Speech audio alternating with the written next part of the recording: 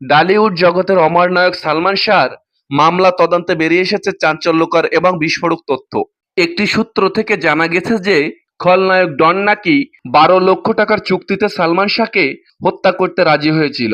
CID প্রাথমিক তদন্ত মামলার নথি সূত্রে জানা যায় যে মাত্র 12 লক্ষ টাকার বিনিময়ে চিত্রনায়ক সালমান শাহকে সুপরিকল্পিতভাবে হত্যা করা হয়েছিল।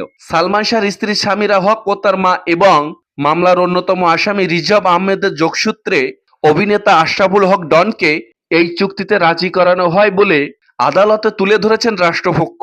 অভিযোগে তুলে ধরা হয়েছে যে প্রাথমিক পরিকল্পনা অনুযায়ী অর্ধেকের বেশি টাকা লেনদেন করা হয়েছিল এবং সালমান শাহকে মারার পর ফ্যানের সঙ্গে ঝুলিয়ে দিয়ে মিথ্যা আত্মহত্যার নাটক সাজানো হয়েছিল। মামলায় দেশ ত্যাগে নিষেধাজ্ঞা থাকা সত্ত্বেও বিদেশে পালিয়ে বাঁচার ছক তৈরি করেছিল ডন। ওমরা পালনের অজুহাতে দেশ ছেড়ে সৌদি আরবে পালিয়ে যাওয়ার পরিকল্পনা করেন ডন। তবে সিআইডির বিশেষ টিম আগে থেকেই বিমানবন্দর ইমিগ্রেশনকে সতর্ক করে রেখেছিল।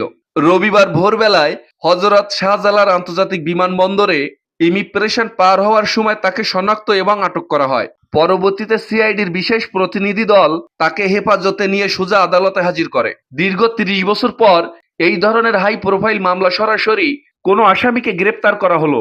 তো বন্ধুরা, ভিডিওটি এ পর্যন্তই। ভালো থাকবেন। ধন্যবাদ।